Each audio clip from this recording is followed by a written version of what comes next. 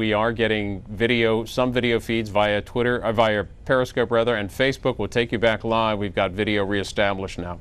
And thank you all for being here. Thank you. Go Bill! Go Bill! Go Bill! Go Bill! Go Bill! Go Bill! Go Bill! Coming down to make sure that she was here to listen to Nita Lowey speak is the senator from New York, the great state of New York, Kristen Gillibrand.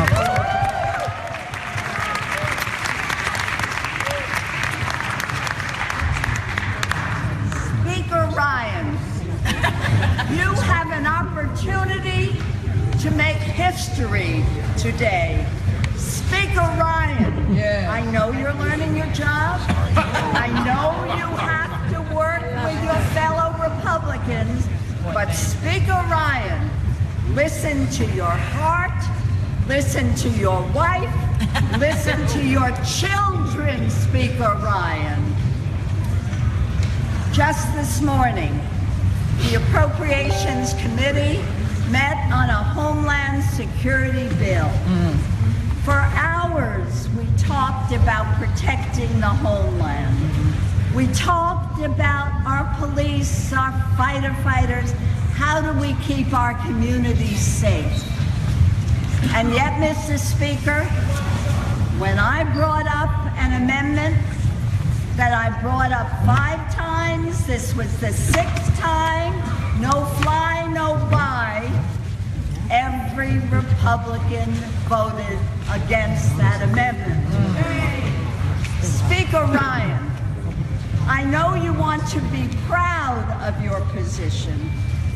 You have an opportunity to come to the floor, turn on the mics, and bring this bill to the floor. Speaker Ryan, one of the Republican members in our debate even told about how someone was inconvenienced when he couldn't get on a plane. I looked at that person in the eye and I said, as a mother of 3 and a grandmother of 8, I'd rather be inconvenienced than have one of my children dead. Right. Yeah. Speaker Ryan, this is your opportunity. In my own community in Rockland County, a hardworking mother, an active citizen in the community, was crying to me. One of our own, Shane Tomlinson, was among those killed in Orlando. Shane was 33 years old, a gifted vocalist and artist. After moving from Ramapo to North Carolina, he attended East Carolina University, studying communications, business. He went on to pursue a singing career with the enthusiasm that his friends and family say he brought to every aspect of his life. Shane was known not just as a good person, but a talented person who made everyone around him feel better. His life was cut far too short, and he will be sorely missed but never forgotten. So Speaker Ryan, do the right thing. Bring this bill to the floor. If you are on a terrorist watch list, you should not be able to have a gun.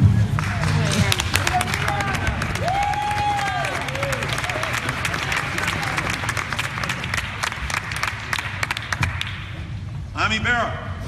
Ami. Dr. Bera. Dr. Bera.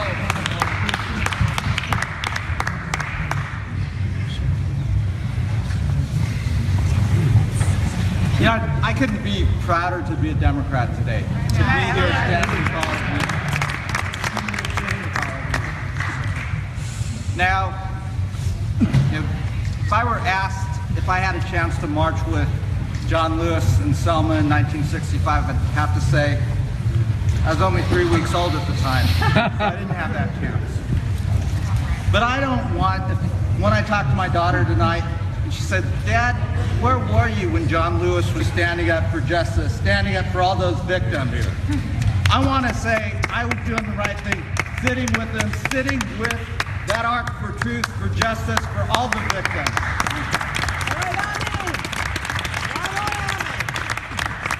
Now, you know, I'm a doctor, and as a young doctor, I used to work in the emergency room. Used to take care of patients in the intensive care unit. And you go into medicine because you want to help. You want to try to change things. You want to try to relieve that suffering. But it doesn't always work. And the worst thing was when you had to walk out there and talk to that mother, talk to that father, that son. And I stood on the steps of the House today with our colleague Bobby Rush, and he talked about that primordial scream of that parent that has lost a son or daughter. That son or daughter that's lost their parent. And you don't forget that scream. And as a doctor, you feel like you failed. Well, we are hearing the scream of America. The sons and daughters who lost 49 of their loved ones in Orlando, the thousands of others. I wish I could tell them as a doctor, I can turn the clock back and I can save their sons and daughters, their loved ones, and bring them back, but we can't. We failed. And we can't keep failing. Because we're failing the American people. We can't turn the clock back and bring those lives back. But what we can do is make sure we save the next life. Make sure we learn from the tragedies that we face, and we save that next son or daughter. We save that next mother or father. That is what the American people expect of us. They expect us not to do the easy things. They expect us to do the hard things, the necessary things. They expect us not to sit around. They expect us to save that next life, and to certainly try. That is why I am so proud to be here as a Democrat with all of you. But this is not about Democrats and Republicans. This is about doing what's right for the American people. Because that terrorist doesn't look at this as Democrats versus Republicans. So, Mr. Speaker, let's do the right thing. Let's prevent that next tragedy. Let's save that next life. Because that next tragedy, that next victim is someone's son or daughter, someone's husband or wife, someone's loved one. Let's not look back and say we didn't do anything. Let's act today, let's get this done, and let's prevent the next tragedy. Let's have a vote.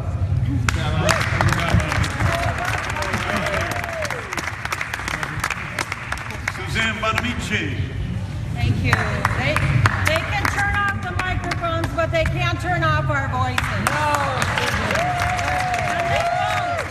And I thank my colleagues, Catherine Clark and, of course, John Lewis, our legend. Thank you for organizing this and for bringing us all here together today. I'm so proud to be standing here with you, sitting here with you, to get our voices across, to make our message heard. I know somebody with a 5-year-old son. Her son was playing in his room with some friends, and she knocked on the door to get them for a snack, and they hid behind the bed. And they did that because they had just had a lockdown drill in kindergarten class. Wow. It brought tears to her eyes, that mother, to think that that's the kind of world that we live in today. And we can change it. There is so much we can do to address gun violence. And you know what? It's not thoughts and prayers. And it's not moments of silence. We did enough of that. And after Sandy Hook, after Newtown, I sat in that hearing. It wasn't a real hearing, because it was only Democrats. I sat there and listened to the voices of parents who had lost children. The voice of the superintendent. The voice of Gabe Zimmerman, the young man who was killed when Gabby Giffords was shot. And I listened to them speak. And I thought, I can't believe that we're not taking action to end gun violence. universal background checks, something that the majority of the people in our districts and across this country, even gun owners, the majority of gun owners say, universal background checks.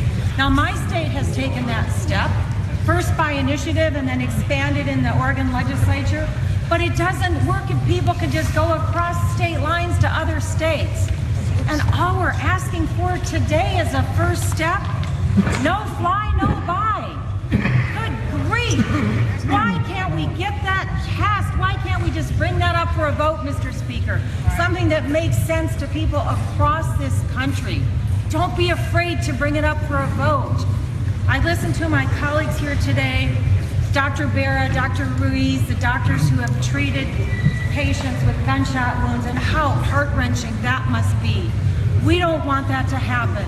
I listened to our colleague, Mr. Langevin, talk about the consequences of even gun accidents and living with that for the rest of his life. We have the votes, we have the passion across the country. Our constituents today are looking at us and saying, please, please take action. What do? No fly, no buy. Give us a vote, Mr. Speaker. I want to share with you what Gabby Giffords has just tweeted out. She said, grateful to the leaders on the House floor who are demanding a vote on gun violence prevention. Americans deserve a vote. Mr. Speaker, let's do this. Let's do this for Gabby. Let's do this for the families of the victims from the Pulse nightclub in Orlando. Let's do it for the victims of Aurora, for the victims of Columbine, for the victims of Umpqua Community College in Clackamas Town Center in Oregon.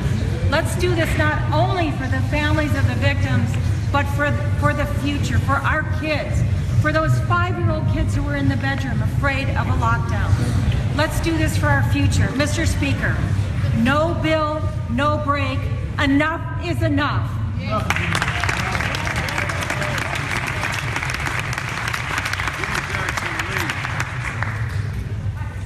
I'm also so proud to announce again that we've been joined by yet another senator, the great senator from the state of New Hampshire, Jeanne Shaheen.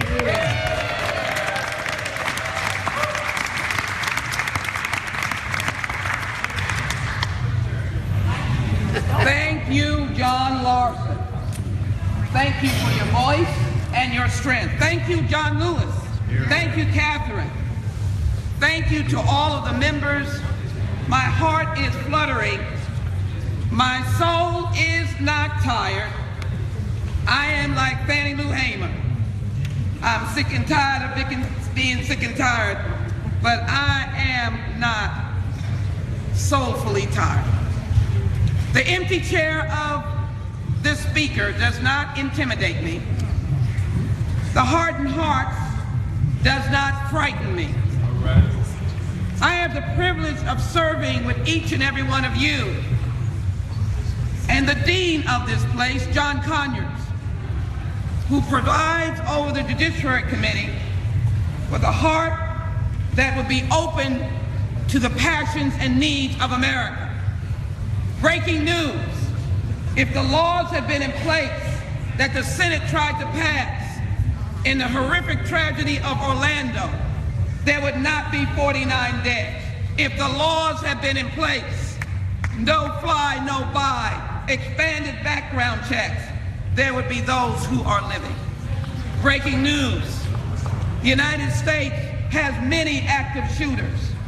Breaking news, United States has many mass shootings. So the question is, where is the morality of this place? The very morality that is asked over and over again by our friends on the other side of the aisle when they want to challenge us for our belief in civil justice and civil rights. Where is their morality and their hardened hearts? What will cause it to melt? And so I am going to say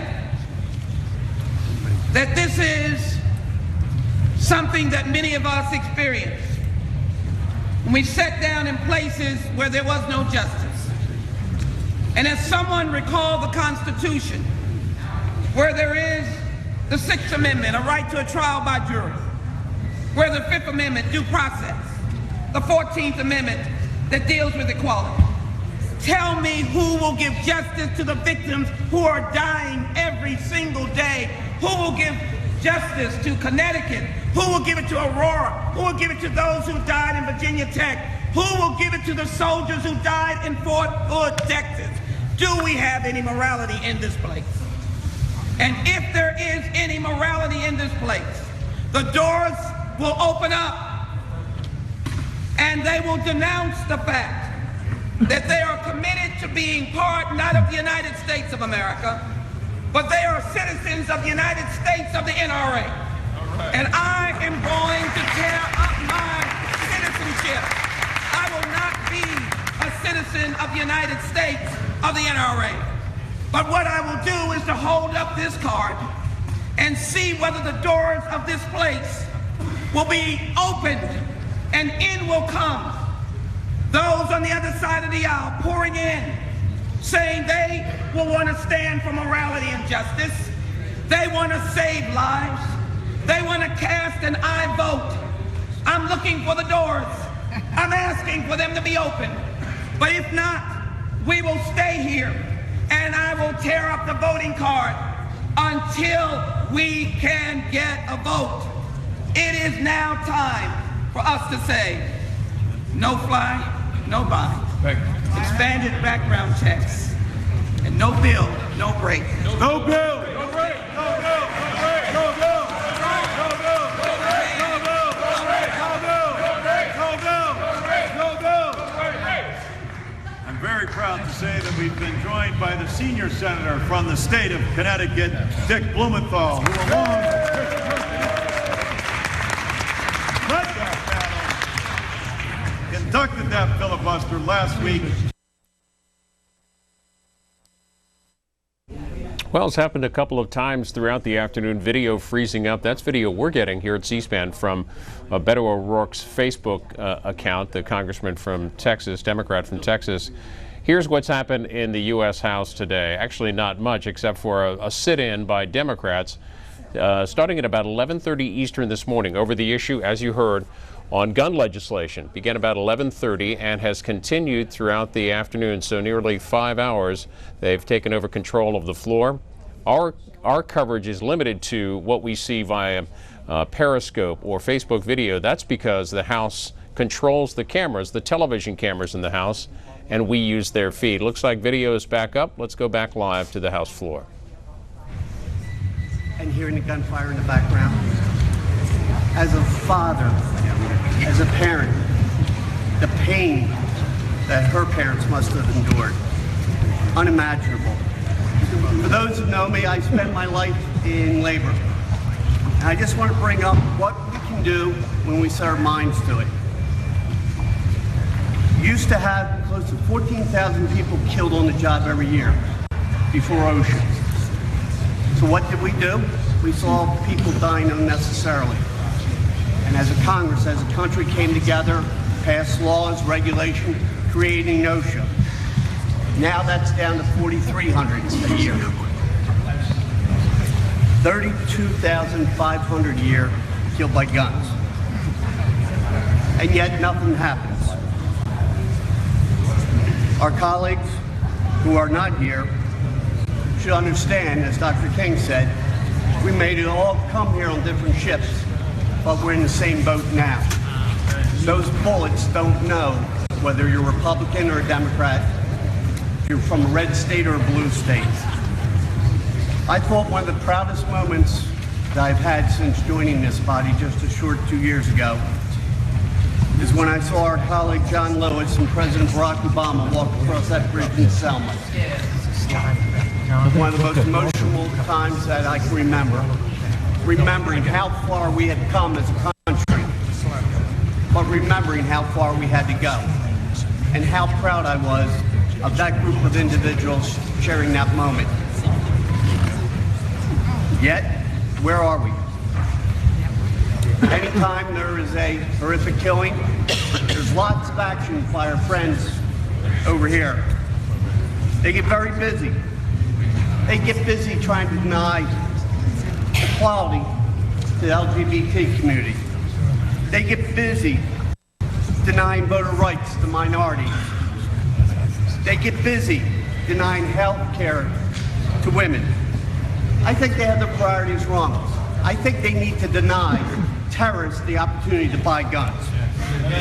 Let's deny guns to those terrorists and would-be terrorists and dangerous individuals by these common sense issues. Common sense.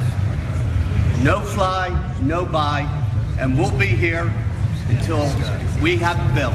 So if we don't have a bill, Yes. what happens? No break. Thank you. No fly, no break. We're just going to break away for a moment so we can adjust the video. Again, here on C-SPAN, we're bringing you live coverage of the Democrats' sit-in over gun legislation. It's been going on since about 11:30 Eastern this morning. We're bringing you video via Facebook from Beto O'Rourke in this case from Texas. We've also brought you Periscope feeds and more. Just some information, some background on the use of cameras in the House. And this is from a tweet from Frank Thorpe, producer with NBC. Senior House GOP aide explains why the cameras are not on in the House chamber for the Democratic sit-in. Regarding the camera footage of the House floor, all members of the House of Representatives voted on the rules governing floor proceedings at the beginning of the Congress. Cameras are only on when the House is in session. This rule of the House is being enforced, as it has been since TV cameras were first installed in the House. Ashley Strong is spokesperson for House Speaker Paul Ryan. She tweets the House in comments from the Speaker. The House cannot operate without members following the rules of the institution, so the House is recessed subject to the call of the chair. Again, the business intended today was the debate over the Financial Services Bill, fiscal year 2017 bill. Looks like we have video reestablished. Connecticut's John Larson, who's been leading the debate or the discussion, continues. Our next speaker, Chris Van Hollen. I am so proud to stand here and to sit here with our colleagues from the great House of Representatives. But I am ashamed of the fact that this House of Representatives has remained silent and done nothing in the face of carnage around this country. After Aurora, what did this House do? Moment of silence. After Oak Creek, what did this House do? Moment of silence. After Newtown, what did this House do? Moment of silence. After Charleston, moment of silence. After Orlando, moment of silence. And all the carnage in between and before, and the carnage that goes on daily in our neighborhoods and our streets, moment of silence. We have learned from history that silence in the face of injustice makes this House complicit in that injustice. It makes us complicit in the carnage that goes on. It makes us responsible for lives taken when we know there are actions we can take to save lives. We know these common sense measures will protect the lives of the American people. Will they save everybody? No. Will they reduce the heartache and the death toll? Yes, they will. Now, in the People's House, you'd expect the people's will to be done. These common sense gun measures are measures that we know have the overwhelming support of the American people. Democrats, Republicans, independents, over 80% of the American people. And who can tell us it doesn't make sense to say that if you're too unsafe and too much of a risk to board an airplane, then it's okay for you to walk down the street, go to a gun shop, and buy a semi-automatic assault weapon. I mean, it's no wonder the American people overwhelmingly support it. The American people have common sense. It's just common sense to say that if you've committed a crime or if you're unstable in some way that poses a risk, you shouldn't be able to walk into a gun shop and get a gun. Universal background checks. The problem in this House, which we call the People's House, is that we have failed the American people. And what has happened is, instead of control by the American people on this issue, we have a situation where the NRA has taken control of the floor of this House, lock, stock, and barrel. That ends today. Yeah, that's Today is the day. Today is the day where the People's House does the will of the American people on this fundamental issue of public safety. And so, Mr. Speaker, we're here to say you can turn off the microphones. Yes. You can call for another extended moment of silence, but we will not be silenced. The voices of the American people will not be silenced, and we insist that the People's House live up to its name and have a vote and do the will of the American people. Let's get it done. Go, go! Go, go!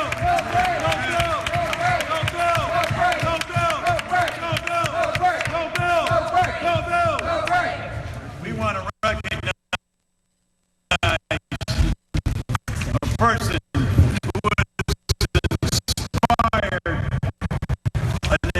Slowing down just a little bit. We'll use the opportunity to go to the phones real quickly here. Alex been waiting over an hour to talk. He's in Orange City. Alex, I hate to do this to you, but actually, go ahead quickly with your comment.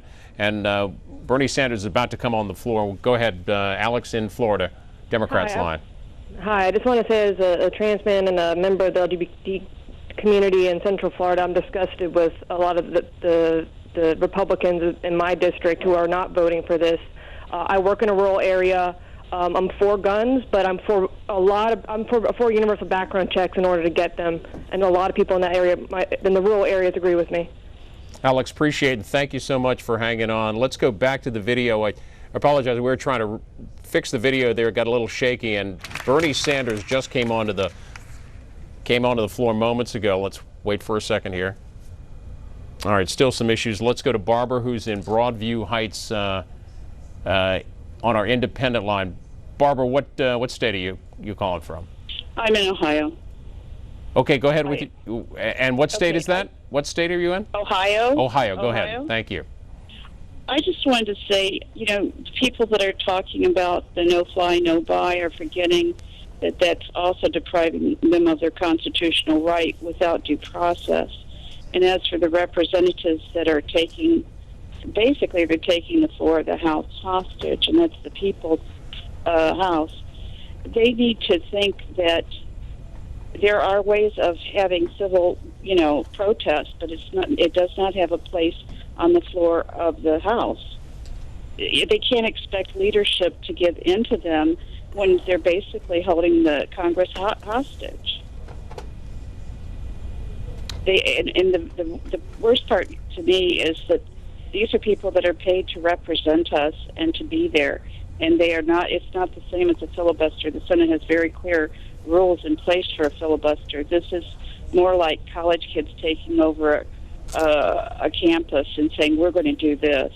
So that's all I had to say. Well, Barbara, thanks for waiting on the line. We know you were on there a long time, too. Barbara in Ohio and Broadview Heights there. And we are just coming to the 5-hour mark for this Democratic sit-in on the House floor. This started this morning right at the end of morning hour speeches when a number of Democrats came to the floor to talk about the so-called no-fly, no-buy legislation, gun legislation that they'd like to see brought to a vote on the House floor. Gun legislation has also been the issue in the Senate, you may recall, this week as they tried to move forward with 4 amendments to the Commerce, Justice, and Science Bill. 4 gun-related amendments. None of them garnered the 60 votes they needed to move forward, and therefore they didn't. But what happened in the Senate is that a compromise package has been developed by Susan Collins. It's got Democratic supporters, has some Republican supporters, Independent Angus King of Maine, and Politico tweeting here that Harry Reid backs the compromise gun bill, just out from Politico. A rather extraordinary day on Capitol Hill with Hillary Clinton visiting Democrats in their meeting earlier, and off Capitol Hill news today that the former Speaker, Dennis Hastert, reports today for a 15-month sentence. This is related to the conviction earlier this year in Illinois. You're watching live coverage here on C-SPAN again of the Democratic sit-in on the House floor. We'll open up our phone lines again, and if you don't mind waiting, we were waiting to get to some video, Periscope video or Facebook video. That's all we are able to bring you. Those cameras in the House are controlled by the House leadership. 202-748-8921, the number to call for Republicans. 202-748-8920 for Democrats and independents and others. 202-748-8922. And we'll also read some of your tweets as well. We showed you earlier today. We told you Hillary Clinton speaking with Democrats at their caucus meeting this week. There are comments available after that. You can see those at cspan.org, and news on an endorsement for Hillary Clinton from Reuters Politico, saying that former Bush National Security Advisor Brent Scowcroft says he endorses Clinton for president. We also covered the Donald Trump speech today in New York. We'll show that to you later in our schedule. It's on cspan.org too. Let's go to New York, Staten Island this time on our Democrats line, and here's Carl. Go ahead. Oh, yes, thank you. Thank you very much for letting me make a comment here. I have been waiting an hour, but I thank you. I appreciate it. Well, first of all, I would say the issue of these lists that are similar to what the Nazis used, it just leaves an awful taste in someone's mouth. And I would urge the members of Congress, we know as a society, I'm one person in a big, big world here, but I know that they're looking out for our interests and doing their best to help to protect us. But please, don't do this. Don't do this measure. We don't feel safe. I'm a former veteran. I can tell you that I feel concerned about women, children, elderly people. I don't feel that my relatives are safe out in society at times. The seniors are at risk. On an average day, I don't want to mesh the two issues together here, but over 2,000 people climb over a southern wall on an average day before the sun goes down and it comes up the next day. So, Carl, we'll let you go there as we're getting video once again from the House floor. Thanks for that. More calls and comments coming up as we are able. So I just want you to bear with us. Well, let me ask you. This is more than a sit-in. This is a teach-in for America. This gives us the opportunity, even though we've been shut off from the cameras by the Speaker, it gives us an opportunity because of our colleagues who are streaming this. And I'm told to hold this up, so if you'd like to call in, it's 202-224-3121. No bill, no break. No fly, no buy. No bill! No bill! That's what we've been getting, some of the video breaking up there from the House floor, and who knows why. It could be just an overuse of the technology there, and lots of folks on Facebook and Periscope and tweeting out from the House floor too, and we'll show you as much as we can as we are able. Here's Nancy, who's been standing by in Ogden, Utah, to comment on our Republican line. Good afternoon. Hi. I would just like to voice my opinion on the Collins bill. I do not understand why this should be a problem. I read it, was very impressed. It's equal numbers. This is the first time I feel that I have seen Congress look like they were doing what they're supposed to do. We have too many career politicians, and what I am seeing today and have been seeing, it's totally power struggles. When I watch Senate hearings, congressional hearings, no matter what it is, when they put the camera on people, I know what they're going to say before it comes out of their mouth, and I feel like they use the name of the American people, and they have no idea what the American people really think. Nancy, we appreciate you watching C-SPAN, joining us for the conversation too. Let's go back to the House floor and hear what the Democrats have to say. And some of them never came back. Jay Inslee, the governor of the state of Washington, is one of them. Maria Cantwell was defeated, and now she's in the U.S. Senate. So you don't know just exactly what you're doing today, but you're setting something in motion. Because you're saying to the American people, business as usual isn't going to work. There's a joke in psychiatry that if somebody does something this over and over and over again and expects a different result, that's a sign of mental illness. We stand out here with these moments of silence, and every time we do, I say to myself, these people are crazy. You can't stand out here silently and think something's going to change. The only way it's going to change is if you do something like we're doing today. And I'm not as good a preacher as Bobby Rush or Reverend Cleveland, but there is a Bible verse. I went to Wheaton College where, you know, Dennis Hastert went to Wheaton College with me, so you know it's a good Bible school. I studied Bible there. And there is a verse in Galatians. St. Paul went back out to this city of Galatia in the middle of Asia Minor, and he said to them, "And let us not be weary in well-doing, for in due season we shall reap, if we faint not." Now, if you think this thing is just going to be a happy little thing, and tomorrow we're going to just get up and go on in this place, I'm telling you, you ruined a day for Paul Ryan. This was Paul Ryan's day to roll out his health care bill. It's been 2,300 days since the Affordable Care Act passed, and today was the day it was going to be rolled out. The rules that we are working on are setting up the parts of it that they look at as the platform for this plan they're going to put out. And you threw a bomb under the door of his rolling out this health care bill. So if you're wondering where he is, he's up in his office crying. I mean, he had this thing all set, and he had it all ready to go, and we did this to him. You think there won't be payback? You don't know the Irish. The Irish Alzheimer's is you forget everything but the grudge. And believe me, you have created a grudge.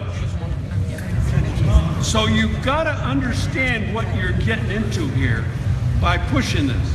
And I believe that you are up to it. I for one moment this morning thought to myself, you know what? I wish I wasn't resigning. I wish I wasn't retiring. Our filing day is past, so you're safe. I'm told. This is what democracy looks like. But I will tell you one other thing. I remember a woman in this house. Her name was Carolyn McCarthy. Some of you may remember her. Somebody got on a Long Island train and mowed down the people including her son and her husband. And she came to the Republican Party and said, I want to run for Congress and do something about the guns. I'm going to go to Congress and do that. And they said, we don't want any part of you, sister. So she came to the Democratic Party and she sat up there with the guys in Pennsylvania for many years. And she left here. When that bill,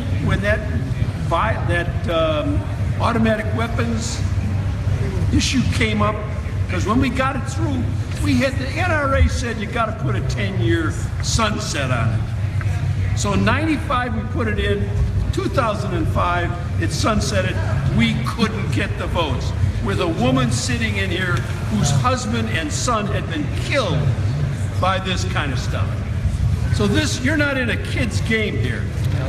And this is really very important what's happening here today. And I'm proud, and I really believe no vote, no break. Now that means you got to go back to your office and schedule a plane on Saturday or Sunday to go home, all right? If you're serious about this. If you're not, you figure, this will all blow away by Friday. We'll get out at 3 o'clock. If you think that way, then you're not in for the fight to win. And I want you to go to your office and schedule another flight home. Yeah. All right, Jim. Before we call Alma on, we're proud that we're joined by Brian Schatz from Hawaii.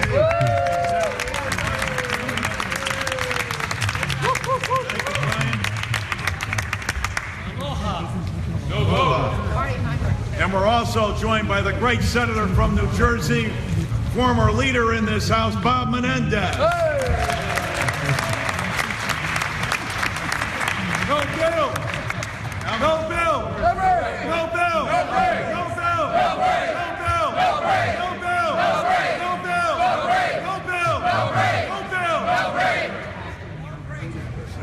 I'm so happy to be here and to join all of my colleagues.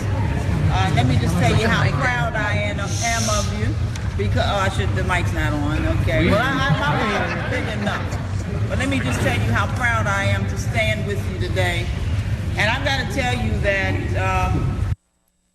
when I came to this Congress, I came here because the people sent me here from North Carolina, and we're not proud about a lot of things that are going on in North Carolina, but I did come here to represent the people who elected me. This is the people's house, and the people have a voice. And I've got to tell you that silence is just not enough. 1 minute of silence is just not enough.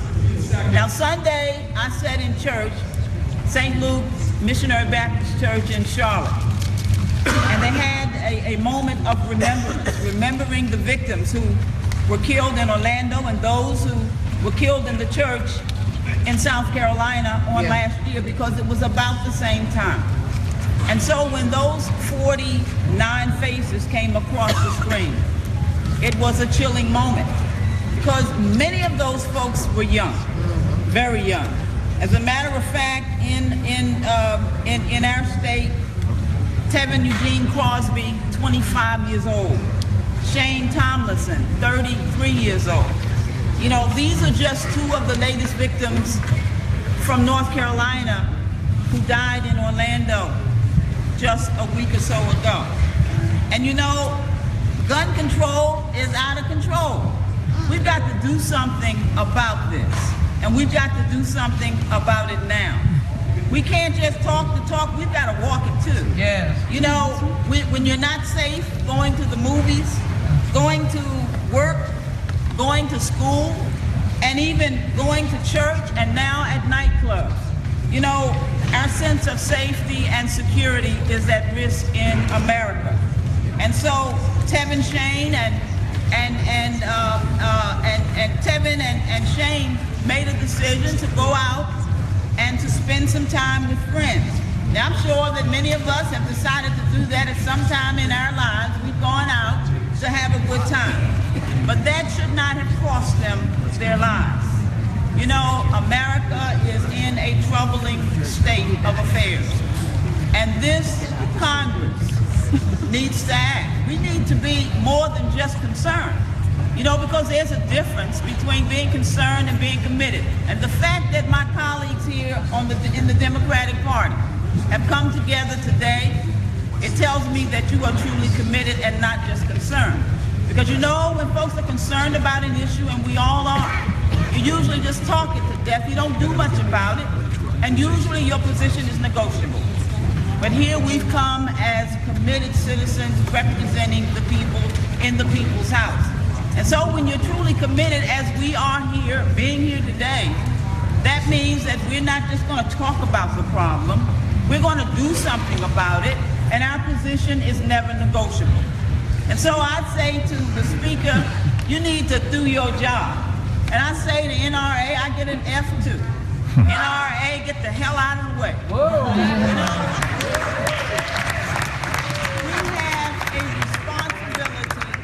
we have a responsibility. Congresswoman Alma Adams, North Carolina, speaking on the House floor, part of the day-long, now approaching 5.5 hours of a sit-in on the House floor by House Democrats over the issue of gun legislation. Here on C-SPAN, we're showing you as much as we can via Facebook video, in this case from Beto O'Rourke, Congressman from Texas, also from Periscope video. Also getting your comments on the phone. We hear next from Allentown, Pennsylvania. Judith is on our Democrats line. Go ahead. Yes, thank you very much for the opportunity. I feel that those who vote against what the majority of Americans want in the way of common sense gun laws are cowards. They need to have the courage to do without NRA money and do what is right for the victims of Sandy Hook and legions of others. When I think that even the shooting of Gabby Giffords, one of their very own, did nothing to change their minds, I despaired, and I have despaired so many times since. Our government should not be held hostage by the NRA. Thank you. All right, Judith in Pennsylvania. Just want to show you a tweet from our Capitol Hill producer, Craig Kaplan. There have been a number of senators and others coming on the floor. Real quick snapshot of Bernie Sanders, who popped into the House chamber just about a half an hour, 20 minutes ago or so, and wanted to let you know our conversation with Senator Sanders, which happened today, will air on Sunday at 6:35 and 9:35 p.m. Eastern here on C-SPAN. Let's go back to the House floor and Congressman John Larson. Because we understand what people have to do here in terms of their responsibilities, but this floor will always be occupied. And we will figure out as we go how to do that. We'll hear from John Lewis about that shortly. Jose Serrano.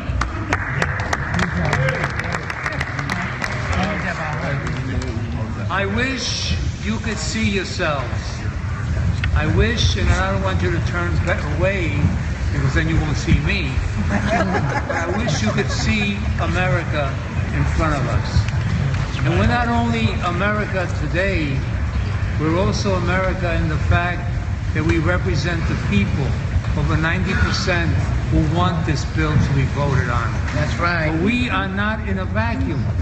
When I look at you, when I look at myself as part of you, I realize that we're representative of what this country is. The people who created this country did not have microphones, but their voice was heard throughout the world. They did not have TV cameras, but what they created is still seen and imitated today. They continued their fight without a microphone, without a blogger, without anything else. But I know one thing for sure. What is being said here today, what is being looked at today, what we are photographing today will be heard throughout the country and throughout the world for as long as people can remember. Because in my 42 years in public office, I've seen people come together, but I've never seen such an unplanned come together. Of course, when you have John Lewis around, it's easy to immediately get involved. I came from an appropriations bill, ready to manage another appropriations bill on the House floor. I should be on the 25th Amendment by now, but then I ran into John Lewis, so thank you for the break. Just tell me what the next step is. I haven't figured it out yet. Ladies and gentlemen, there's something I must do now which is important. There are people grieving in Orlando and throughout this country, but there's some people grieving in Orlando and in Puerto Rico because of the people who died in Orlando, who grieve in Spanish because they're not fluent in English. And to them I say, nosotros en el día de hoy estamos reunidos aquí en una protesta que dice que nosotros queremos un voto, y ese voto es para no permitir personas que estén enfermas mentales o que tengan problemas de que profesan el terrorismo o cualquier otro problema, cualquier otro crimen, que no se le permita comprar un arma de fuego. No viajar y no comprar armas de fuego. It's very simple. We don't want to forget them. We don't want to forget the people throughout the country.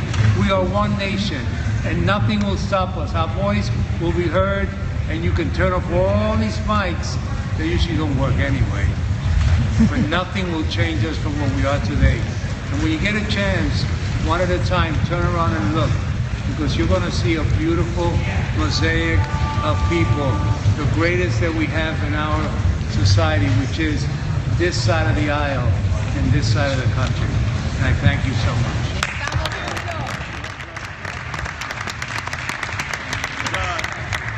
I always like to say when I was chairman of the caucus, this is America's caucus. Because when you look out at this caucus, and Jose is absolutely right, there's every nationality, ethnicity, and religious group represented in this great Democratic caucus. And we are going to persist on this floor to make sure that we get our message out, that we want a vote. Where is Joe Crowley? No. No bill. No bill. No bill. No bill. No bill. No bill. baseball player. Let's give it up for Pete Aguilar. Thank you, Mr. Larson. Thank you, Mr. Lewis, Catherine Clark, colleagues, and to our friends in the gallery and watching this on TV. Thank you for being part of this democracy. Thank you for joining in our efforts. Thank you for allowing us the venue to have this discussion. But let's be very simple about what we're talking about here. Closing loopholes that allow suspected terrorists and criminals to purchase firearms. Yeah. Closing loopholes to prevent suspected terrorists and criminals from purchasing firearms. What part of that is offensive? What part of that doesn't have the support of our colleagues on the other side of the aisle? Who disagrees that a background check shouldn't be universal for every purchase? What part is unreasonable? My community fell victim to gun violence, and many of you know I stood in this very spot with many of you behind me. I was one of those 30 moments of silence since Newtown that we've talked about. I stood with my colleagues and I asked for a moment of silence to honor those victims of the tragedy in San Bernardino, my hometown and where I'm from. Aurora, Newtown, Charleston, San Bernardino, Orlando.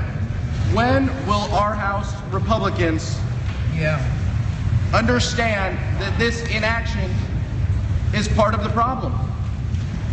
That our failure to lead and address this issue and have a vote on this issue is part of the problem? When will it be clear to them that this list shouldn't grow any larger? When will it be clear that we can and should do something? I haven't talked about this story, but a woman named Amanda was one of the individuals who was shot in San Bernardino. And she shared with me while she was in the hospital, she said, "Congressman, I don't know about all these issues. I just hope you guys can do something about it." She said she was from New Hampshire and that the slogan for New Hampshire was "Live Free or Die." And she said that she understood an individual's right to bear arms, as all of us do. But she also understood that there can and should be common sense reform and that something had to be done. This was while she was on a hospital bed, had multiple gunshots. One went through her hip and out of her kneecap with an assault rifle. And she was a young woman who just encouraged me to come and talk to you and to share that story and to call us to action just like we are doing today. For those of us who feel compelled, for those of you who feel moved by this discussion, you've heard the phone number and you've seen it. 202-224-3121 is the switchboard operator. Ask to talk to the Speaker's office and ask that we should have an opportunity to be heard. Our voices deserve to be heard on this issue. We deserve a vote on this issue. We deserve a vote on closing the loopholes that would prevent such tragedies. We deserve those votes. Amanda and the victims in San Bernardino deserve no less. We may be asked to yield at some time. Our voices will, however, be continued to be heard. We will not leave this place without an opportunity to be heard. But most importantly, these two bills, that's what we're here. That's what's important. No bill, no break. No bill, no break. No bill, no break. No bill, no break. No bill, no break. No bill, no break. Thank you, Pete. Another great member of the 106th Congress. someone who heads up our seniors task force, but someone who's been on the floor since 9:30 this morning, Jan Schakowsky.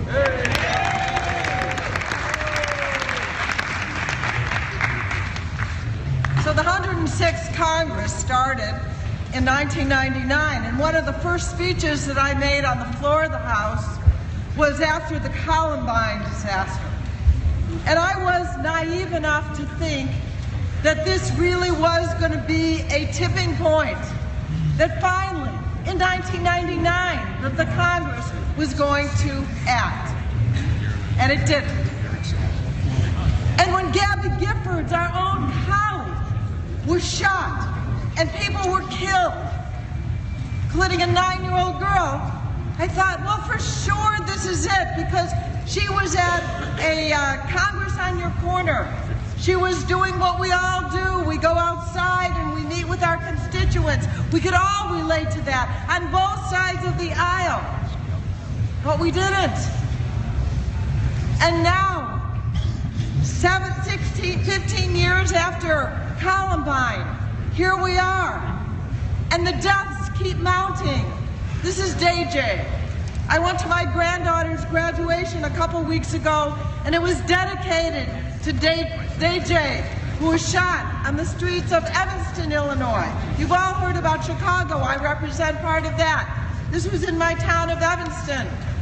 Justin Michael Murray, killed on the streets of Evanston, Illinois. And then look at this. The beautiful, beautiful Nova and her daughter Ava. This was at her funeral, at their funeral. Both of them were murdered with a gun from her ex-boyfriend.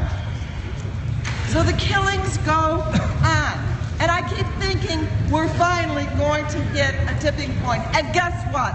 I think we have today seen the tipping point. This is, you are, this is the tipping point. We are finally saying enough is enough. And in the meantime, over those 15 years, the world has changed. There was a time when issues like LGBT rights were a wedge issue for Democrats, when immigration was a wedge issue for Democrats, when gun violence was a wedge issue for Democrats. The Republicans have not figured out that the world has changed, that almost 90% of Americans are with us. Check with your office. Your constituents are calling. They are liking what they're seeing on Facebook.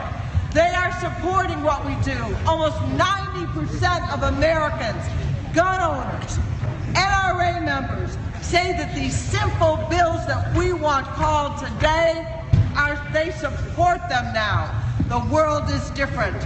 I am so happy to be with you today, to be part of this movement that is changing America, joining with our constituents in saying, no bill, no break. No bill, no break.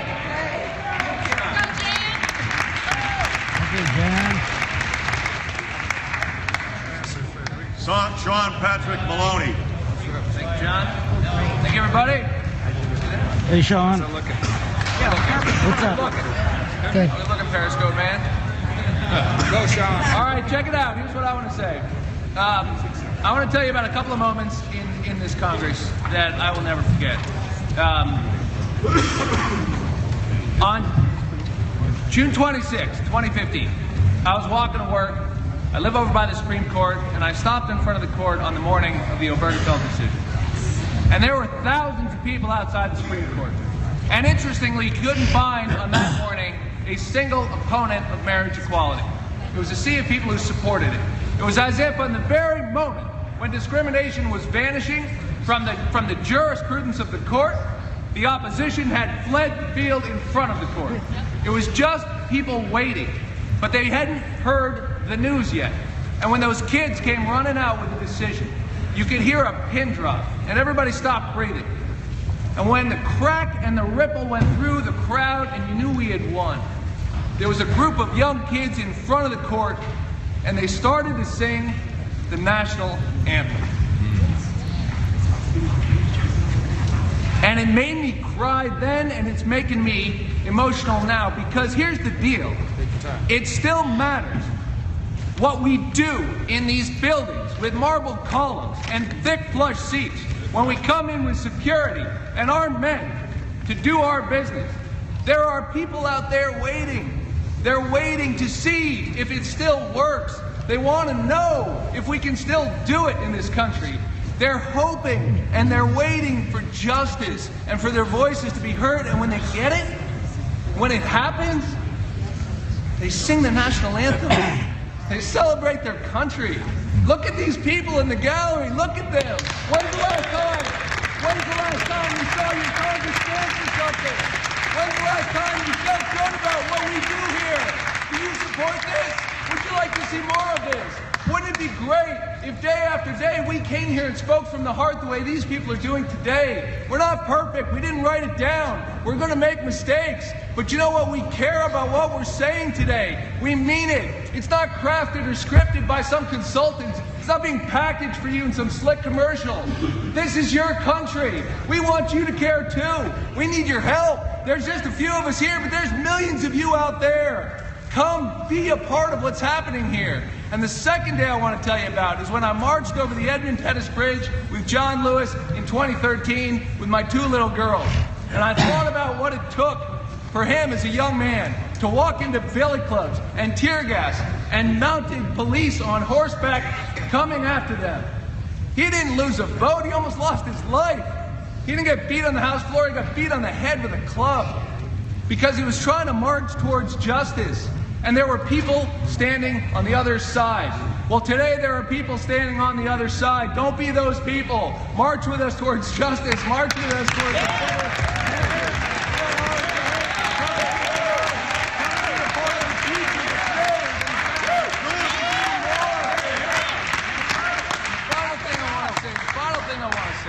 Is that the best day I've had in Congress is right now. Today. This is the best day I've had in Congress, and I want to tell you why. Look at these people sitting on the floor. When's the last time you sat on the floor? Feels pretty good, right? In the 60s. You feel like a little kid, maybe? Feel like a little kid again? When's the last time you heard people speak? When's the last time you felt and really, really cared about what went on the floor of this house? So I'd say we need more sitting on the floor in this house if it means people speak from their heart, if it means we're doing stuff we care about. I think we need to have the hearts of little kids again. We need to stand for something. We need to remember why we came here. And I think there's one thing that the American people cares more about than any individual bill. What's that? Even the bills we're talking about today. They care that this place works for them. They care that there's still hope for our institutions. And when we give it to them, because we stand for something and we believe in ourselves, then they will sing their country's anthem again, and we can all be part of a Congress that we're proud of.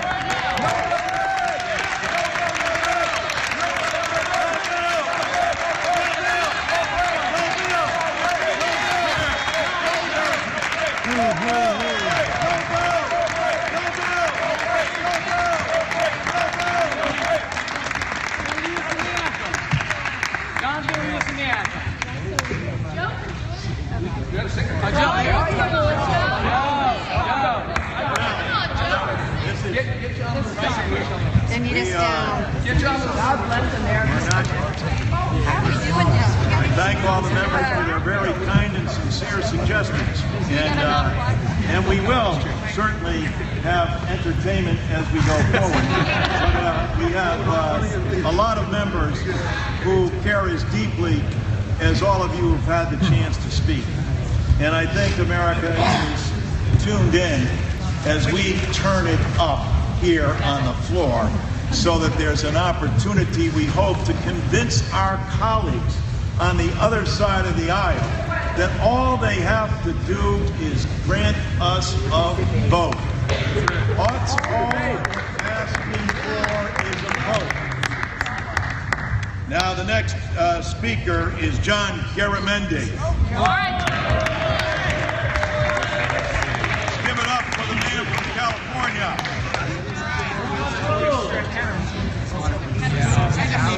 Come on, Johnny.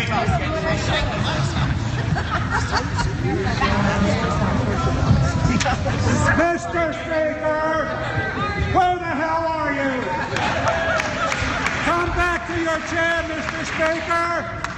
Take your responsibility and give us a vote. Give us a vote today. Give us a vote on a little bit of safety for our people here in America. Mr. Speaker, your chair is empty. I don't believe your heart is empty. I believe you care about Americans. I believe you care deeply about the violence in our country. I was in my office at the California State Capitol in early January of 1989. I got a phone call from my staff in Stockton, California. He said, "You won't believe it. You won't believe it. They're dead. On the school ground. They're dead. An AK-47 in the hands of a crazy, not a crazy, just somebody that had the machine to kill Vietnamese refugees, children that had escaped the violence of Vietnam, were on a school ground, and they were shot. I visited some of them in the hospital, and the holes in their bodies were as big as my fist. That horror movie has been repeated across America over and over and over and over again. Mr. Speaker, give us a vote. Give us the opportunity, Mr. Speaker, to do our responsibility for the safety of Americans. How many times have you woken up in the morning to the newspaper about yet another drive-by shooting? Every day. It's not just Chicago. God help those. It's in my community. 750 people, 3 people murdered with guns in the last year. It's all across America. Mike Thompson, thank you for your work putting together the safe gun legislation. Mr. Speaker, take your chair.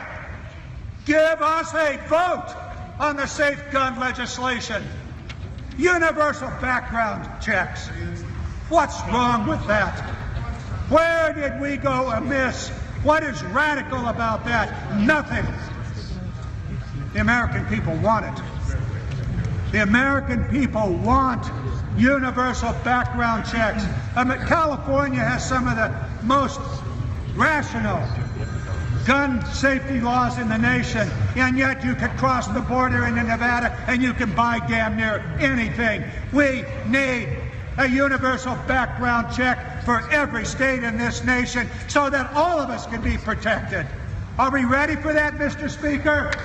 Come back to your chair. Do your job. Come back to your chair and lead us, Mr. Speaker, to the path of safety for us, for all of us, for all of our citizens. The insanity that we should have a no-fly list for terrorists and suspected terrorists. You can't get on an airplane, but more than 2,000 people on that list have been able to buy a gun. This is not only crazy, it is downright dangerous. Mr. Speaker, where are you? Where are you, Mr. Speaker? Are you willing to lead? Are you willing to keep Americans safe? Or are you hiding, Mr. Speaker, from the responsibility and duties that this House gave you? We want a vote. We demand a vote.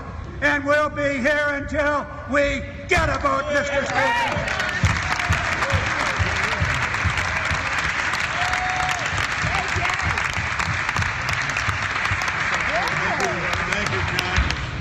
Again, we're pleased that we've been joined on this floor by one of our former members of the House and the great governor of the state of Washington, Jay Inslee.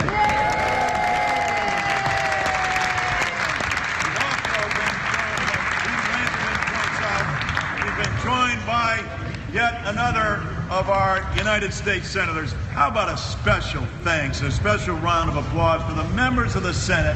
Just about every single Democrat from the United States Senate has come to the floor of the House. Please give a warm welcome to Rhode Island, Sheldon Whitehouse.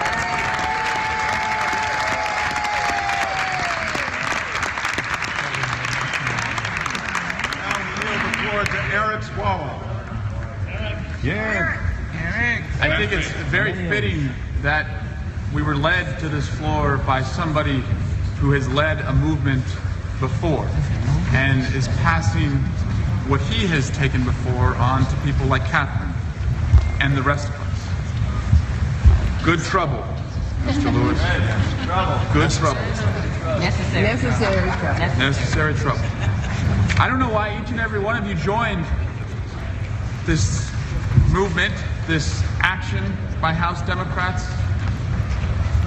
Maybe it was someone in the grocery store who said to you after Sandy Hook, or after San Bernardino, or after Orlando, when is Congress just going to do something about this?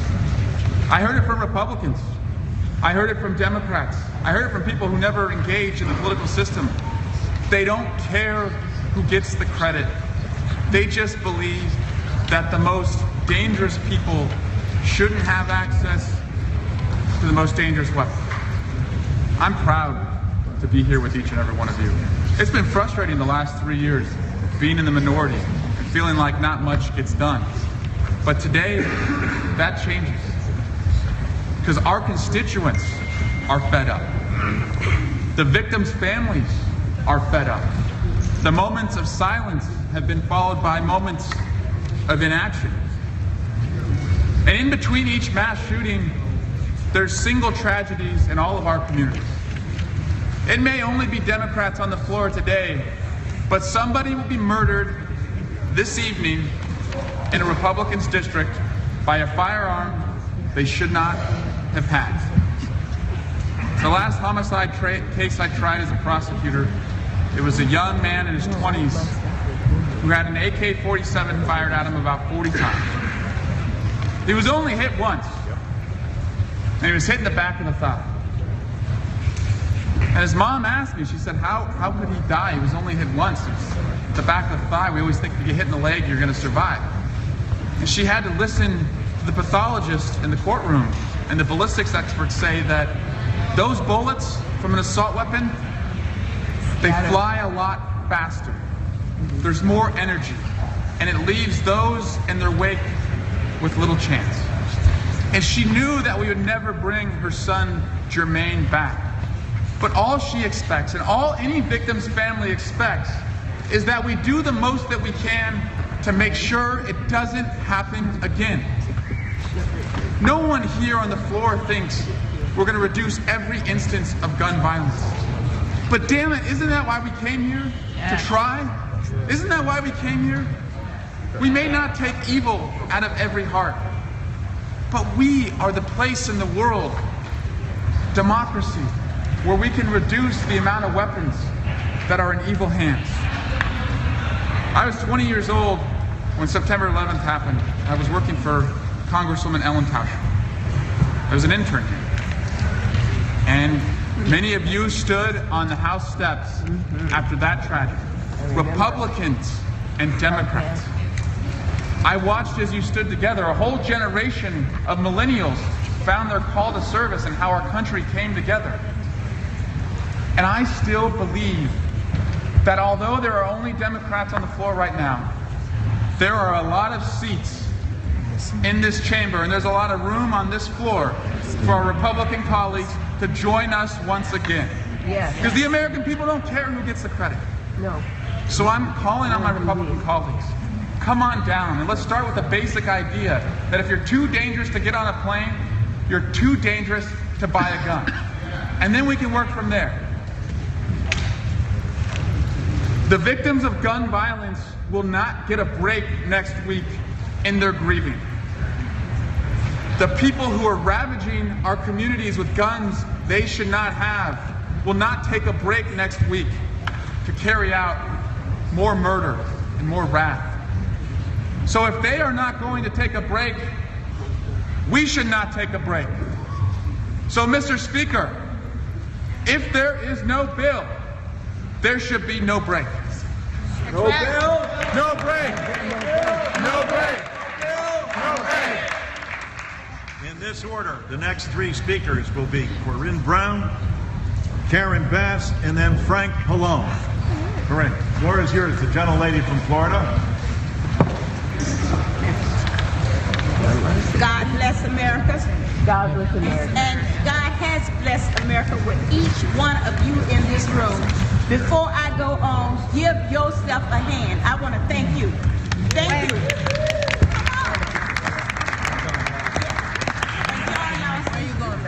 And Senator, try not to block you. You coming up. I want you to know that I've been in the House of Representatives, Florida is in the House. I've been in the House of Representatives here since 1992. This is the first time that we had an incident, and they didn't ask. Yeah. The Florida delegation to come down front. Yeah. Now we're down front. Thank you.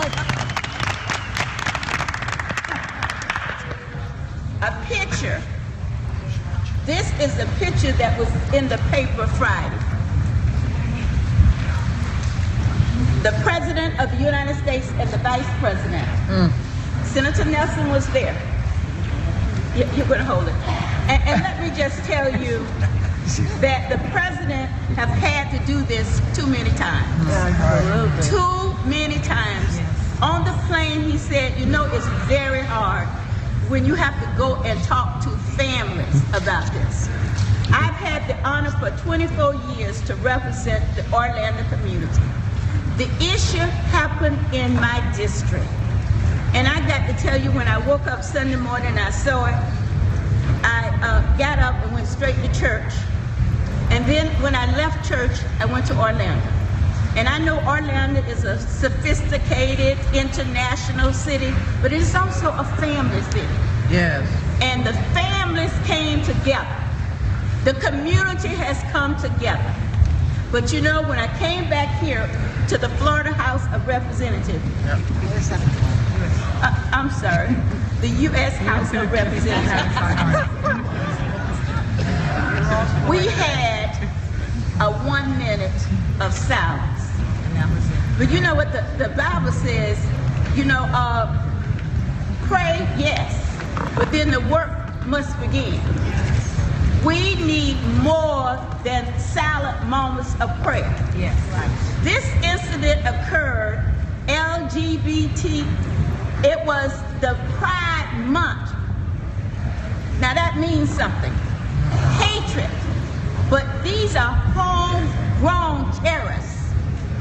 And I don't understand why one person should have the opportunity to shoot over 200 bullets,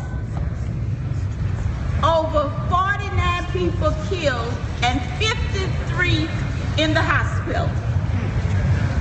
Explain that to me. In 1994, I voted for the ban. I want more than just no, you know, don't fly, don't buy. I want to ban these guns. Those guns was created for the military. And if you're hunting, the only thing you're hunting with those guns are people. You're not hunting animals. And so I am asking, and you know, this happened in Orlando. And I'm so saddened. But the fact is, this is turning us around. We are turning around. This is the first time that we have come together and said, no more. No more. No more.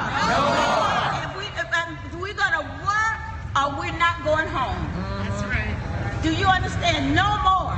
No more. And is it someone from the Florida delegation want to say something at this point? You all spoke with the point is Frederica. All right, come on. Say something. Well, this is just so wonderful to see all of you here and paying attention to this issue. When I stopped working, I was executive director for dropout prevention and alternative education for Miami-Dade County Public Schools. So my job was to keep little children, especially little black boys, in school and keep them from dropping out. And I can say to you that I have buried so many little boys. I have a foundation set up just to pay for their funeral. And I am tired of burying little black boys. So I want you to know and understand that I represent Liberty City, Overtown, Carroll City, Opa-locka, Miami Gardens, and somebody black gets shot there every week. And my phone begins to ring. And I just kind of took it as, this is life. And I have these boys that I mentored and mentored through the years for 25 years.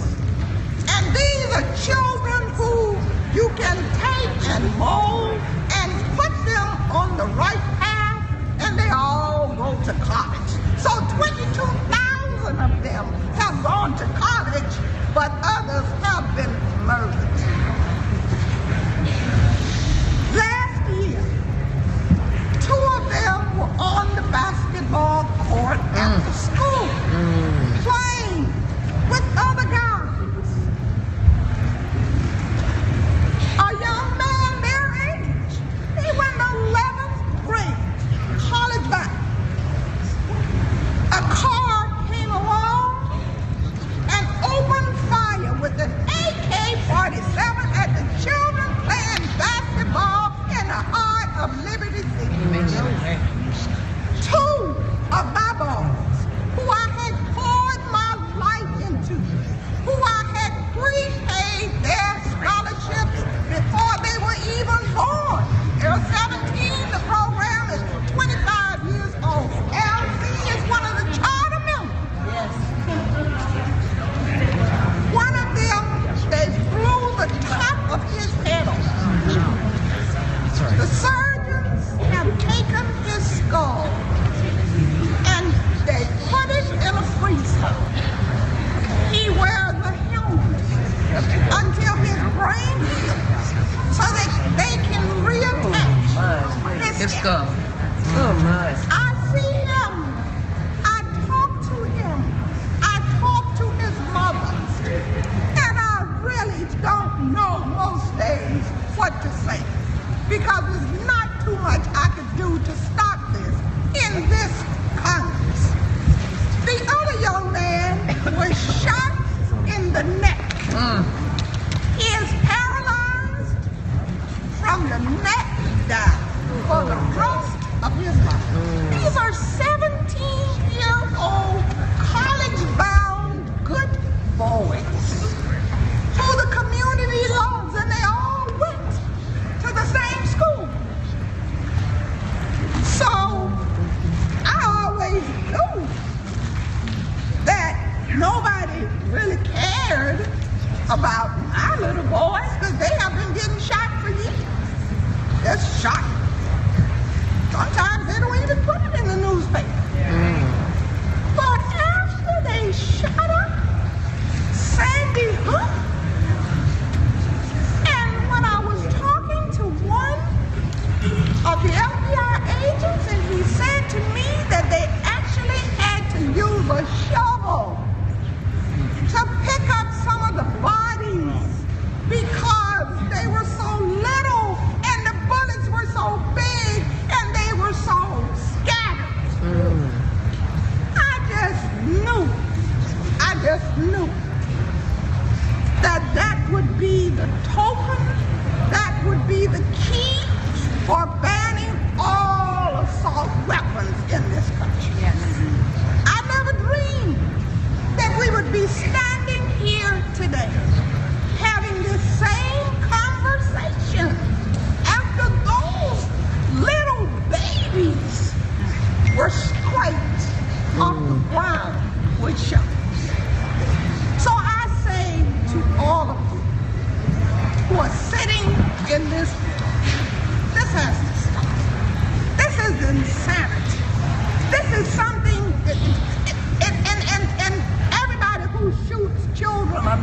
terrorists. Everyone who shoots children are not crazy. So we have to go after the weapons that they use. We've got to make sure that whatever weapons that people need to hunt, let them have those weapons. But the weapons that people need to go to war with, they should not be in our urban districts. They should not be in our communities. They should not be in America. We need to ban those weapons, get rid of those weapons, so that we can stop burying our children. I am sick and tired of burying little boys every weekend. God bless each and every one of you. John Lewis, Robin Kelly, all of you who have pulled us together and stood together on this floor. I thought I would never see the day that people really cared about little children being murdered in the urban centers of this country every single weekend. Thank you. Thank you. No vote? No break. No vote? No break. No vote? No break. No vote? No break. I'm very proud to be here with the Floridians and with every one of you, my colleagues. Thank you, Senator, and I thank all of the senators. Nearly 25 of them have come during the period of time that I've been here. I asked John just a moment ago something that happened that we never talked about. In the Sandy Hook shooting, the Gun Manufacturing Association's headquarters was a few miles away from that, and they quietly moved, and very few people are caught up with it. But now let me see if you have staying power, members. Jim McGovern and I and Louise Slaughter just left the Rules Committee. For the first time in the 23 years, going on 24 that I'm here, the new rule that we will vote on at some point allows that we will not be able to undertake procedural motions while we're in session. I've been here a long time. Max, I see you standing. Gene Taylor would have had to leave Congress if they had not had that provision. Now let me tell you what else we did at the Rules Committee. While the rules was being discussed, what we brought forward was Congressperson Peter King's measure that was introduced at another point in time, and they would not make that rule in order. Right. Please understand this. Now, you all talk about John, and John is a dear friend of mine. There are people in this room during the same time that John was crossing the Selma Bridge, along with Dr. King and countless others that he and I know. There were many of us in our respective communities that were conducting civil rights demonstrations all over. Cesar Chavez and countless other people were conducting demonstrations to bring to the attention of this country the failing circumstances that existed at that time with reference to the halcyon days of segregation. Now, I began my remarks this morning by asking you, and I ask you again, members, how many of you in the gallery, we aren't operating under any rules here. Normally we can't wave to you. Normally you can't speak out. How many of you in the gallery and members here have lost either friends or others or know of gun violence in your communities? Raise your hands. Enough already. We should not put ourselves in this continuing opposition. Now then, when we were demonstrating, we didn't just stay all night. A good friend of mine, Corinne, and I came here with his mother, Carrie Mead. Lois, you know Carrie. You served with her at another point in time as well. Senator, you knew her well, or know her well. But during that particular period of time, we clearly understood that a part of our mission had to do with what Frederica just talked about. And now, what we need to do here, I'm talking to every one of you, is to understand we may not be able to stay here till midnight. But what we did was we would demonstrate in front of the school building. We would demonstrate in front of the restaurants. John went across the bridge that day, but John went across many more bridges before we were able to do some things. I want to see if you can stay. If we're not finished today, will you come back tomorrow? Yes. Come back. We're not leaving. We're not leaving. Yes. We're not leaving. We're staying.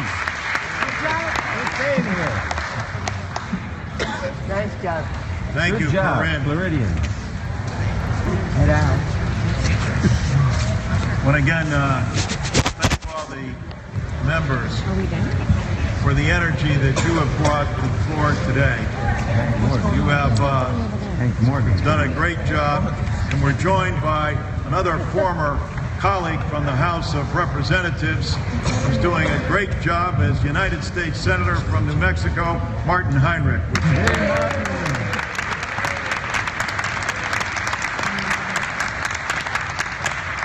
We've had so many senators here. I think there was a quorum in the House at one time, but we deeply appreciate our colleagues in the other body standing and supporting us over here for our efforts. I know that many of you last week walked over to the Senate chamber to encourage Chris Murphy and Dick Blumenthal, Cory Booker, and all of those, and Dick Durbin, and all of the United States senators that carried on that filibuster.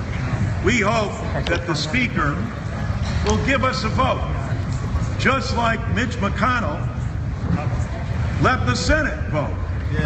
It's not that much to ask of the Speaker of the House to simply give us an up or down vote. You control the majority. You have the opportunity to let America know where you stand. Let them know how deep your convictions are, as we ourselves want to let the public know how deep our convictions are. And we will not be stopped from getting our message across. No vote, no break. No vote, no break. No vote, no break. No vote, no break. Karen Bass.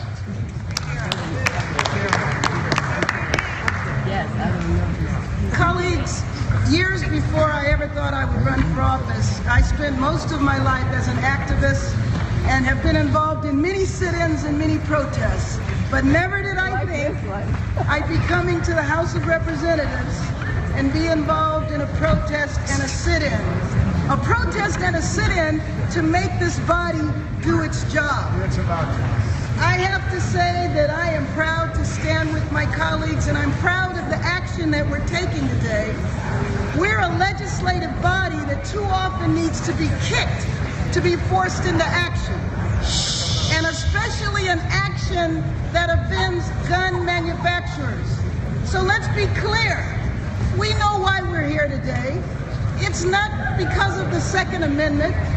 It's because our Republican colleagues are concerned about independent expenditure campaigns run against them that are financed by the NRA. That's what this is about. And sometimes it takes extraordinary measures and actions to get this body to work. I come from the city that introduced automatic weapons on the streets, where nightly shootings were so bad that it became commonplace for children to sleep in bathtubs in order to avoid gunfire at night. Where children today have been tested and have been found to suffer from traumatic stress syndrome, not post-traumatic stress syndrome, because it continues on. Post-traumatic stress syndrome happens when the trauma is over. The trauma continues on a daily basis because of the gunfire. There is so much that we need to do to cure this insanity in our nation. Our call to prevent people on the terrorist watch list from buying a gun is an important but a small step in the right direction. How is it that people on the watch list can't buy a plane ticket, but they can buy a gun? Our colleague Frederica Wilson is a perfect example of individual who has taken leadership in her community, who knows how to prevent the gun violence, because it's not just about stopping the guns. That's the first step. But it's about addressing the root causes that happen in our communities that lead to the violence. I listened to our colleague Bobby Rush earlier today talk about what it's like to receive that phone call. That call that tells you that your child has been killed. I listened to him talk about that deep cry, that deep wail of grief. I know that pain. I know about that call. I know what that punch in the stomach feels like, and I think about that every time I hear about these shootings, or every time I get an email from the Los Angeles Police Department informing me of another murder, which frankly happens daily. I'm so afraid that our nation will become numb and view daily shootings as normal. We can never allow our nation to accept this. That's why today is so important and why we must keep this up. Sometimes we have to remember that old slogan.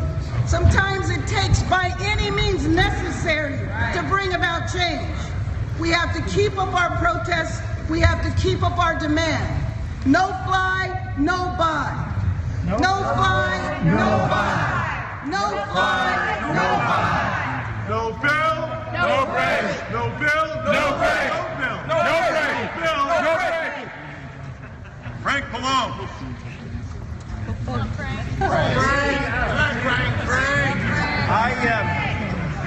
I've never been more proud of my colleagues here tonight. I've been here 28 years and I've never seen a coming together like this with all of you showing your concern because of what the Republicans refuse to do. Now, you know, I couldn't say this if we were in session because they take my words down, but I'm mad as hell at those Republicans because you know what they are? They're cowards. They're cowards, that's what they are. They don't want to be on record. They don't want to be on record showing where they really stand on the bills that we want to bring up here. That's what's going on here today. And I want to tell you, we were in our committee, the Energy and Commerce Committee, last week, and I was asked by the chairman of the committee to have us not vote on a bill that would have lifted the ban. I don't know if you even realize, it's another stupid thing that says that the CDC cannot do any research, cannot compile any data on guns and the impact of guns. And we were doing the mental health bill, and we were asked by the Republicans not to have a vote to lift that ban, because if we did, then that was going to make it so that we couldn't have the markup and a successful markup on the mental health bill. We actually did have a vote. What do you think the vote was? Every Democrat voted to lift that ban on that research and data collection. Every Republican voted the other way. They didn't want to have the vote because they didn't want to show where they stood. They don't want to show where they stand on assault weapons ban, on no fly, no buy, on universal background checks. That's what this is all about. But I'm telling you, my friends and my colleagues, when I go home, I was with Bonnie Watson-Coleman. We had a press conference last week at the state capitol in Trenton. People still believe that we can make a difference. Don't think that our constituents have given up. They believe that we can make a difference. And so if we stay here today, tonight, tomorrow, whenever it is, and we demand a vote, those cowards, they'll allow the vote and they'll have to stand up and show where they really are. I don't know, I've been walking in the back of the room. We've said there aren't any Republicans on the floor. There are Republicans on the floor. They're hovering in the back. They're hovering in the cloakroom. Come on out. Come on out here. Come on out. But I don't want you to give up, because I'm telling you, if you stay here, we're going to succeed. We'll have that vote, and we'll show where we stand. I don't care. Let them come out and vote the bill down, but at least let us have a vote. We need to have a vote. Give us a vote. Nice, Frank. Elliot Engel. Nice job, Frank. Thank you. I've been very proud to be a member of this body for a number of years, but I've never been more proud than I am now. I want to thank all my colleagues who are here expressing solidarity. You want to hear a statistic? In the past decade, in gun violence, 428 times as many Americans have been killed in gun violence than in terrorism. Think about that. You take terrorist attacks killing Americans and times it by 428. And that's how many Americans have been killed by gun violence in the past decade. That is a shameful statistic. On the Foreign Affairs Committee, we often talk to people from other countries who represent other countries. They cannot understand why there are so many homicides in America. They cannot understand how easy it is for Americans to get these guns. They cannot understand, and frankly, my colleagues, neither can I. Neither can we. We cannot understand. You know, when we were in college, or maybe in grade school, we had a column, a chart, which talked about the House of Representatives and how a bill becomes a law. Take that chart and rip it up, because it doesn't happen that way. If a majority of people want something and it passes through a committee and it gets to the floor and a majority of people vote for it, it becomes a law. Well, we don't have that in the U.S. House of Representatives because we don't have leadership in the majority that will allow us to debate these bills on the House floor. So it cannot become a law because we're not permitted to vote for it. That is not the democracy that our brave men and women died for in all the wars. Veterans Day, Memorial Day, we talk about the freedoms, but the freedoms are being shut down by the House majority because they won't even let us debate a bill on the floor. Now, years later, when people say to me, where were you? Where were you when there was gun violence and we tried to do something about it? I want to tell them that we were all here as proud members of the United States Congress demanding a vote. Not a vote for one political party or another, but a vote for the American people. A vote of common sense for the American people.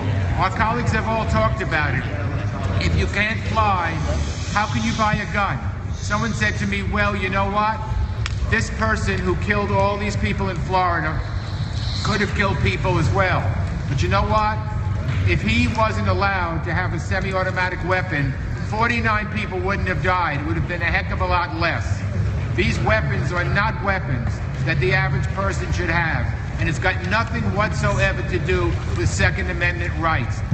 And it's shameful that the National Rifle Association opposes any kind of change. You know, they rate all of us. They gave me an F rating. Yes. I hold that card with pride. An F rating from the NRA is an A+ rating from the American people. That's right. This is nothing more than common sense legislation.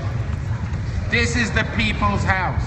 Let the people express their desires through their elected representatives. We believe in democracy. Right. The people who control this house want to strangle democracy.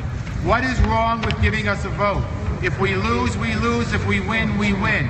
But to say that we cannot have a vote is no better than those totalitarian societies where people can't vote. It's no better than those societies where there is a parliament that's elected, but it's a rubber stamp parliament.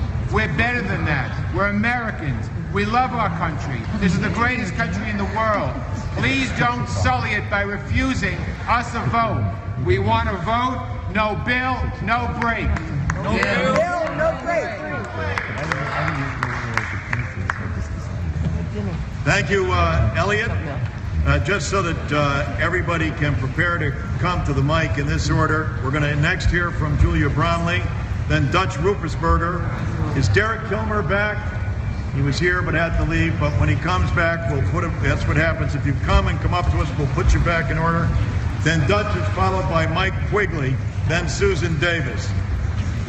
Julia, the floor is yours. Thank you, John. Today and this afternoon, this evening is an extraordinarily proud day for me to be able to have the opportunity to be a member of Congress and to serve with people like John Lewis. And thank you, Catherine Clark, for bringing all of this forward. But to be able to serve with a legend like John Lewis. But today, I have the opportunity to be able to stand with John Lewis and to stand with all of you. It is a very, very proud day. I represent Ventura County in California. I've said many times it's one of the most beautiful counties in all of California and in the country. My constituents, whenever we're talking about guns or gun reform, they ask me two questions. The first question is, are you going to take away my Second Amendment right? And I say, absolutely no. In fact, there's not one member of Congress that wants to take your Second Amendment right away from you. The second question they ask is, why aren't you doing anything? Why is Congress not doing anything? When I came to Congress, the first tragedy I experienced in this House was Sandy Hook. And since Sandy Hook, in my short tenure, we have done nothing. And when I tell the good people of Ventura County why we haven't done anything, they say, you need to tell the world what is going on. When I tell them that the Speaker of the House has the magical keys to the kingdom, and he gets to decide what comes to the floor. We've all taught U.S. history class, or we've been invited to speak at a U.S. history class. I'm sure all of you have done it. This is not what they teach in a U.S. history class. We should be following what is taught in a U.S. history class. The Speaker has the keys to the kingdom. He doesn't bring a bill forward. This is nothing radical that we are doing here today. It is not radical. All we are trying to do is to ask for a vote on two very common sense bills. No fly, no buy, and a universal background check. Enough is truly enough. Yes. We sit here to stand up for our democracy. Yeah. No bill, no break. No bill. No break. No bill. No break. No bill. No break. No bill. No break. No bill. No break. No break. No break. No bill. Good job, Tron. Good. Oh, I forgot. No power. Okay. For sure. Good job. I just want to acknowledge everyone here. And I want to acknowledge first we're Democrats, but we're also Americans. Yes. Americans. And we are patriotic people. We are here to help people or we wouldn't be here. Believe me. Now, I do want to say something about America before I talk about the issue of guns. We are the best country in the world. Right. Those of us, through our jobs, who travel in different parts of the world, and not Bermuda, I'm talking Iraq, Afghanistan, Pakistan, wherever. We know that we have the best country in the world. When we come back to our country, we want to kiss the ground because who we are. And everyone in the world wants to be here. And I'm getting sick and tired of hearing this, we're going to make America better or great again. We're already Well, let me say, we are the greatest country. We also, believe me, we have a lot of work to do in a lot of areas. And one of those areas is what we're here about today, and that's gun control. And we're not talking about violating Second Amendment rights, because we don't want that argument to come back now. We're not telling people not to be able to have a gun to protect their families or to hunt. But you sure don't need to hunt or to protect your families with a semi-automatic weapon. And that's one of the issues that we have to deal with today. You know, when Americans are killed on a regular basis, when little children are gunned down, and we do nothing about it, shame on all of us for not doing what we have to do. Now, we're going to get criticized from people being here saying we're wasting time. We couldn't use our time any better than to deal with one of the biggest problems we have in the United States of America, and that's dealing with these innocent people that are being killed over and over again. And we're not going to solve this problem overnight either, but we have to get the camel's nose in the tent. We have to start working, Republicans and Democrats, finding a way to make sure that we don't continue to have these mass killings. And we haven't done that yet. We're also, people are saying right now that we're using Orlando as political theater and using this today. That is such hogwash. It is. And the reason it is because there's not a more important issue right now than trying to deal with the issue of these guns. We have the best military in the world. We're ever across the seas fighting for our freedom and our liberty and protect our country. And yet here in the United States, we have domestic terrorists that are just as dangerous.